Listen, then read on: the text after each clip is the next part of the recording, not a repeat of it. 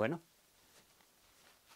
hoy vamos a hablar un poco de ecología de medios y todo aquello que tiene que ver con, en principio, con los principales postulados de McLuhan, y después ya en otros videos hablaremos de otros autores de la ecología de medios y de los precursores de todo este movimiento, que eso sería demasiado largo para un solo video. Entonces hoy vamos a hablar solo de como los principales conceptos alrededor de la ecología de medios, o lo que se conoce en Estados Unidos como el Media Ecology, para plantear un poco las bases de. Bueno, ¿qué es esto del Media Ecology?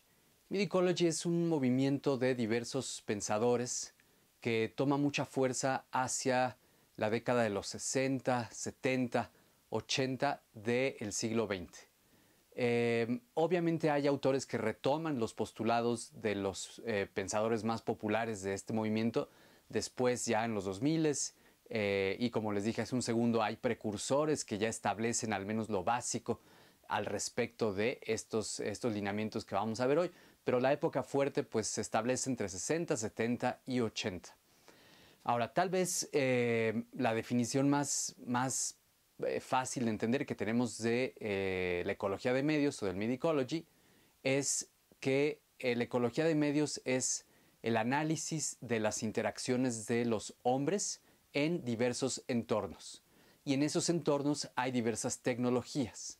Entonces, cuando nosotros entendemos que podemos analizar nuestro comportamiento, nuestro desarrollo como sociedad en esos entornos cambiantes a partir de las tecnologías, pues esto de el Media Ecology se vuelve un movimiento sumamente interesante porque se está renovando constantemente a partir de las nuevas tecnologías que van entrando en las distintas sociedades en distintos momentos. Cabe resaltar que, aunque se conoce como Media Ecology, realmente no está estrictamente delimitado por el análisis de los medios. Ahorita van a ver por qué. Se entiende que es algo mucho más amplio, no solo análisis mediático, como tal vez sí lo es en otros movimientos de teoría de la comunicación que están enfocados estrictamente en el contenido de los medios. Bueno, para la gente de ecología de medios, esto no es así. El primero, o tal vez el más famoso pensador de esta cuestión de la ecología de medios es sin duda Marshall McLuhan, que nació a principios finales del siglo XIX, discúlpenme si me equivoco, y muere muere en 1980, hasta donde recuerdo en este momento, y creo que es de los últimos años del siglo XIX, y si no, con mucho gusto me pueden corregir abajo en los comentarios. Y bueno, es un hombre estrictamente del siglo XX, este es el punto. ¿Cuáles son los principales elementos para entender a McLuhan? Lo primero es entender que él no es un especialista en medios. Él es un literato que hace diversos libros, diversos ensayos alrededor de cómo está cambiando el mundo a partir de la introducción sobre todo de la electricidad y de los distintos medios que dependen de la electricidad, sobre todo la radio, la televisión, el cine, y ya hacia el final de su vida todo lo que tiene que ver con la computación. Bueno, entonces McLuhan es un canadiense que se va a estudiar a Inglaterra estas cuestiones de literatura medieval, y entonces su enfoque está más ligado a ver el mundo de forma ligado a una gran narrativa mediática que se va modificando y muchas veces es negativa para el hombre dependiendo de qué elementos entren a ese discurso mediático.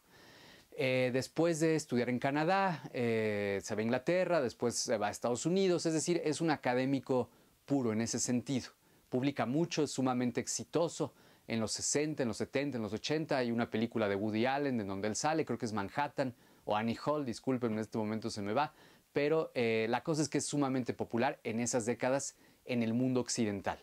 ¿Por qué? Porque es todo este surgimiento muy fuerte, sobre todo de la televisión por cable, de la televisión por satelital, en los 70, 80, hacia las distintas sectores poblacionales, de algo que era sumamente caro, empieza a bajar hacia sectores poblacionales mucho más populares. Entonces McLuhan toma muchísima relevancia para tratar de entender el cambio mediático que está viviendo sobre todo Estados Unidos y Canadá hacia esas décadas del siglo XX.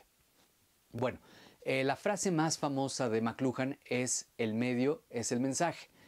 Muchos intelectuales dicen que realmente la frase no es de él, que él se la apropió de otro autor, pero al día de hoy se entiende que es lo que quería decir cuando él explica que los medios no son más que extensiones del hombre, son extensiones del ser humano. ¿A qué nos referimos con esto? A que los medios solo se pueden entender cuando nosotros los vemos no como un lugar en donde vaciamos nuestros contenidos, sino que son artefactos que son extensiones de aquellas habilidades naturales que tenemos nosotros. No es solamente un periódico, sino es, por ejemplo, para McLuhan también es un automóvil. El automóvil es un medio. ¿Por qué? Porque potencia aquellas facultades innatas del ser humano, en este caso nuestra capacidad de movernos a través de nuestras piernas y diversos otros órganos de nuestro cuerpo. Entonces, para entender a McLuhan tenemos que analizar cada una de las habilidades de nuestro cuerpo, que es lo que él hace en un libro sumamente popular que se llama justo así, Las extensiones del hombre, o las extensiones del ser humano, disculpen. Es un libro sumamente largo en donde analiza diversos sectores de cómo están influyendo, cómo están los medios determinando, cómo es que los seres humanos del siglo XX se ven ellos mismos. Por ejemplo, tiene un capítulo en donde habla de las prendas de vestir y lo que dice básicamente es que la ropa es una extensión de nuestro propio hogar. Porque lo que se trata es cuando estamos con ropa que nos gusta, nos sentimos a gusto, entonces nos sentimos como si estuviéramos en nuestro propio hogar. Y obviamente hace un análisis de la radio, hace un análisis de la televisión, hace un análisis del cine y divide a los medios entre medios fríos y medios calientes. Los medios fríos son aquellos en donde la persona tiene que interactuar constantemente con el medio para obtener la misma información que obtendría de forma muy rápida en un medio caliente. Es decir, un medio caliente es aquel que me da información muy rápida, aunque tal vez sea la misma que me dé el medio frío, pero en el medio caliente lo obtengo de forma muy rápida y lo obtengo de forma de alta definición.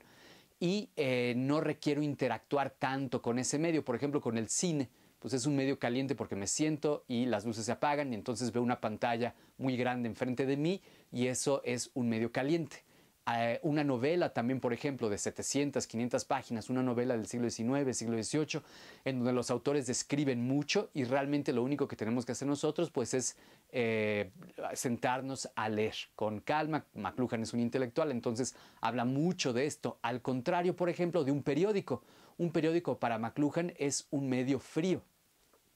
¿Por qué es un medio frío? Porque obliga al lector a interactuar constantemente con el periódico, es decir, pasar de una página a otra. En la portada tal vez podemos tener una nota que nos manda a la página 18 de esa misma edición y también porque si nosotros perdemos el hilo de un periódico, pues al otro día o 3 días después no entendemos absolutamente nada. Entonces McLuhan dice el periódico, al contrario de la novela, es un medio frío. Requiere alta interacción de nosotros para entenderlo bien, requiere descifrarlo. Al contrario de una novela que, bueno, el autor en 500, 700 páginas va a explicar todo lo que haya que explicar de sus distintos personajes. Eso es la expresión de, básicamente, el medio es el mensaje, que no importa realmente el contenido, sino en dónde y cómo se está usando ese medio para cambiar alguna dinámica social del entorno del ser humano. Entonces, esta frase que es tan polémica y que muchas personas realmente no entendieron en ese momento y sigue causando mucha polémica al día de hoy, es como el principal elemento sobre el cual se asienta toda la ecología mediática. El medio es el mensaje. Entonces, yo voy a analizar cómo es que los distintos medios incluyen en el mismo medio en sí un mensaje implícito. Por ejemplo, este video lo estoy grabando en una cámara digital en donde tiene una tarjeta SD que voy a introducir a mi computadora y esa tarjeta después me va a ayudar para descargar un video que voy a subir a internet. Bueno, ¿cuál es el mensaje ahí? Que al contrario de las cámaras de 35 milímetros en donde tenía que tomar o incluso una cámara de cine en donde tenía que revelar el rollo en un proceso largo, ahora el mensaje con las cámaras digitales es que puedo tener un video con relativa facilidad, con relativa rapidez y entregarlo a todo el mundo para que lo pueda consumir. Entonces, cada medio tiene un mensaje distinto. Y así McLuhan va analizando y las personas que le siguen a McLuhan van analizando la sociedad a partir de los cambios en el entorno que provoca cada uno de estos nuevos inventos y la tecnología que conlleva esto. Además de el medio es el mensaje, hay otro concepto muy importante que tenemos que entender hacia el final de la vida de McLuhan, que es esta cuestión de la aldea global. Junto con el medio es el mensaje y los medios como extensiones del hombre, sin duda el concepto que más se ha quedado en la escuela y como tal en el mundo moderno de los intelectuales es esta cuestión de la aldea global. La aldea global es básicamente el sinónimo de lo que es Internet el día de hoy. McLuhan nunca lo llamó Internet, pero ya conocía que había una red de computadoras interconectadas que tarde o temprano nos iban a permitir sacar dinero, transferir correos de un lugar a otro, transferir imágenes, transferir voz de un lugar a otro a través de esta red interconectada que él llamó metafóricamente la aldea global. ¿Por qué le llamó la aldea global? Pues porque es un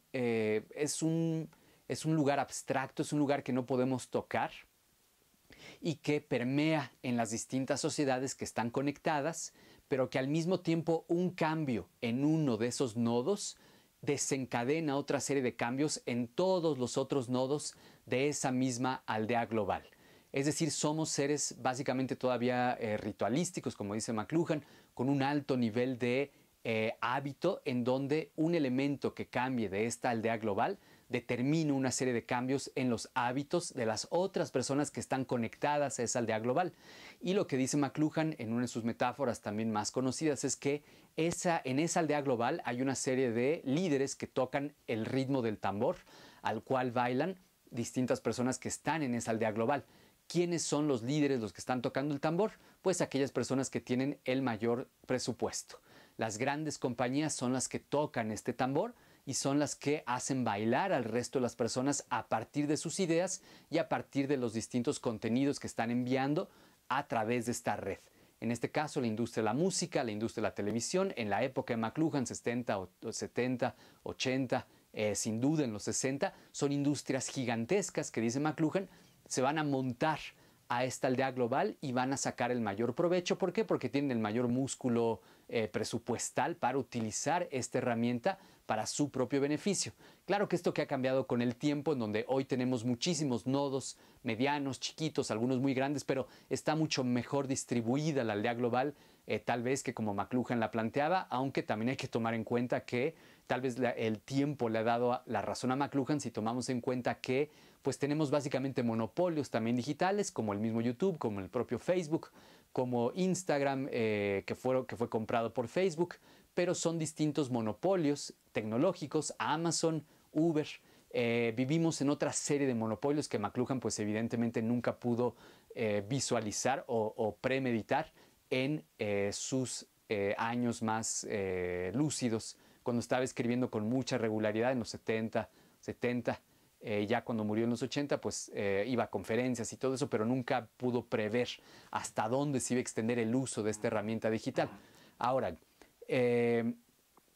el otro concepto muy popular de McLuhan es esto que conocemos como la tétrade de la tecnología.